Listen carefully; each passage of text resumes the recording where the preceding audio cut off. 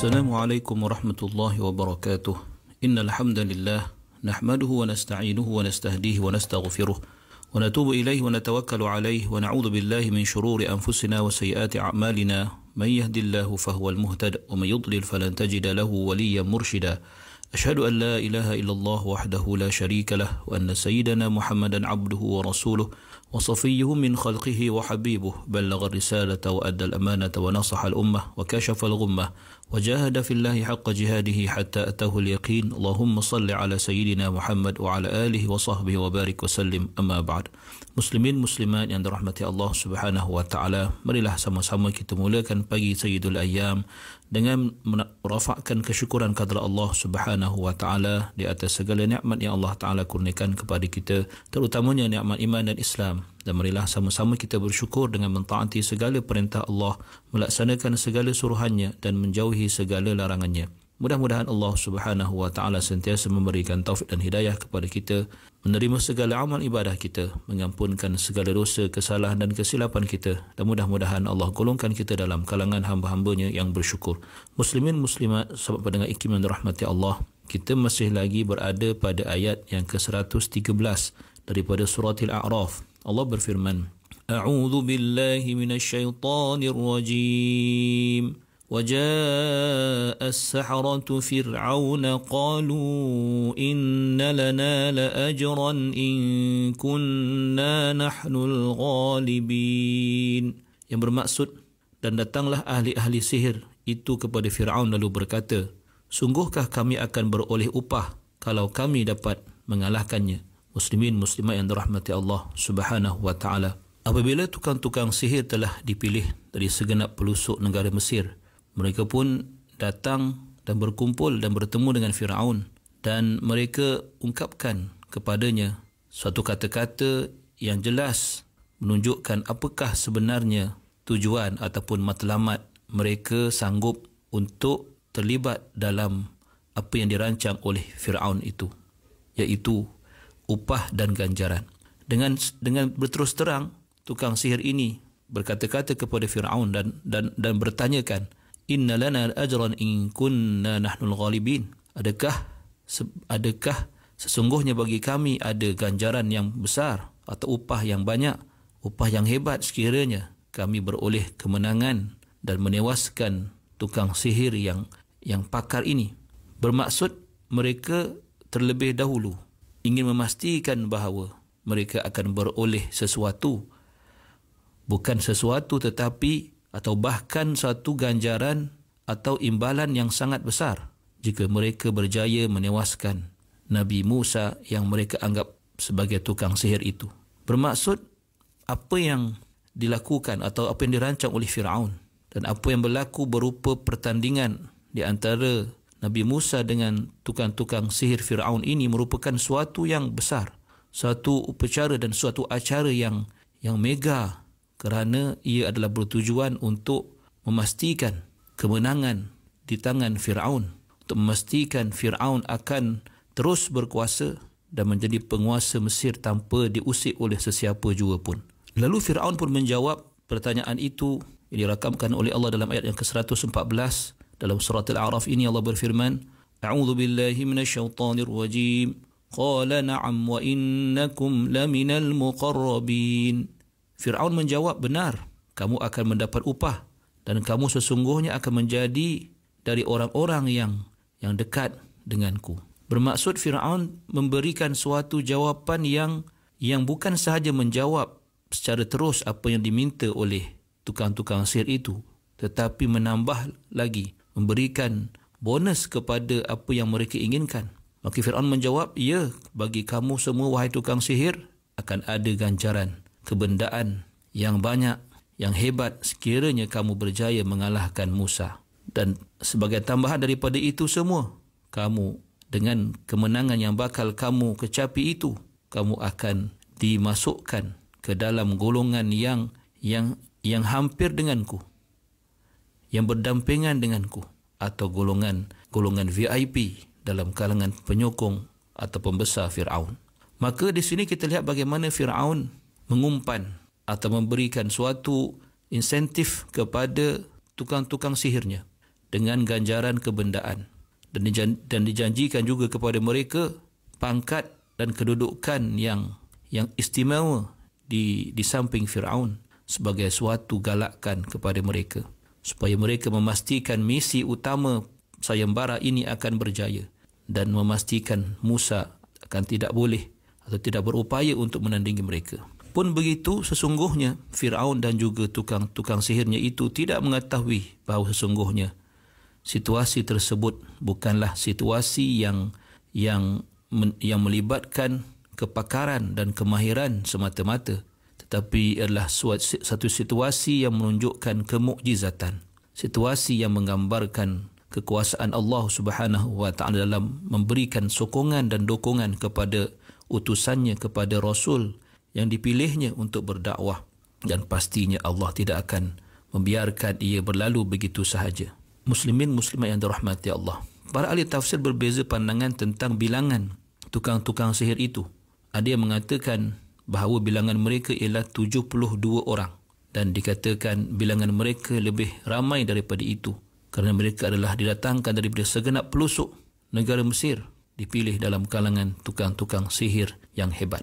Muslimin muslimat yang dirahmati Allah, apa yang berlaku seterusnya dalam ayat yang ke-115 daripada surah Al-A'raf? Allah berfirman, A'udzu billahi minasyaitonir rajim. Qalu ya Musa imma an tulqiya wa imma an nakuna nahnul mulqin.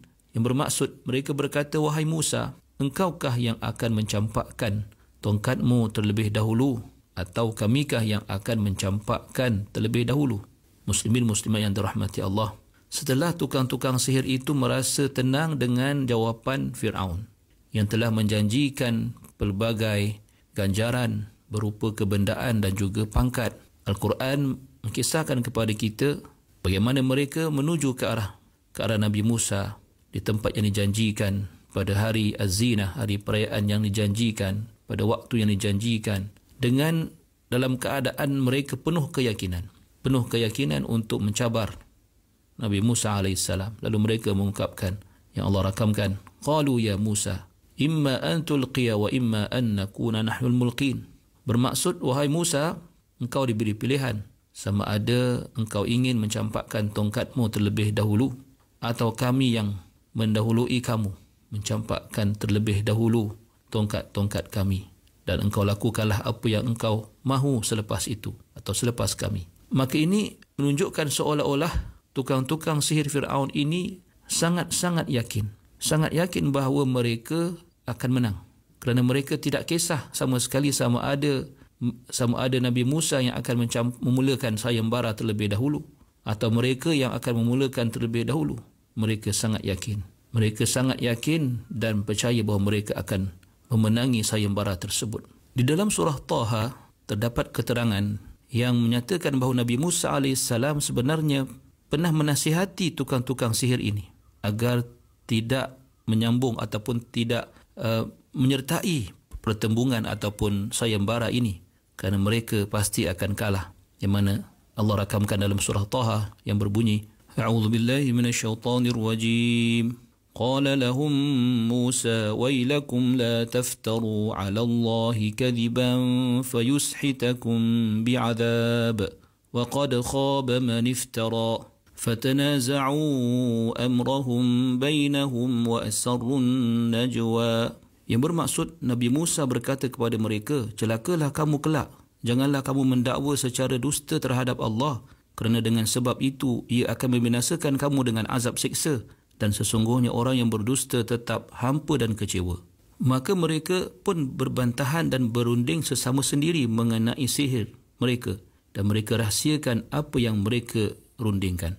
Dikatakan bahawa kata-kata Nabi Musa, ancaman Nabi Musa kepada mereka itu turut memberi kesan kepada mereka, menyebabkan mereka teragak-agak, dan ada dalam kalangan mereka yang mengatakan bahawa, seperti yang disebut oleh Imam Qatadah, dia katakan bahawa tukang-tukang sihir itu ada yang berkata, sekiranya apa yang dibawa oleh Musa itu sihir, maka pasti kita akan menewaskannya. Namun sekiranya ia datang daripada Allah, maka ia adalah peluang baginya.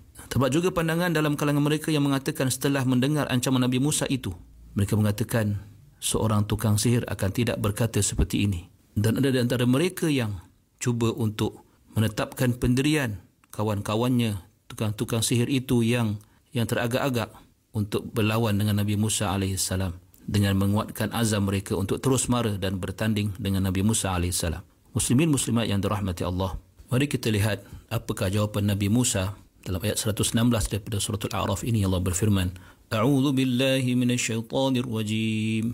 Qala alqu falamma alqaw saharu a'yunan nasi wastarhabuhum waja'u bisihrin 'azim. Bermaksud Nabi Musa menjawab, campakkanlah kamu terlebih dahulu.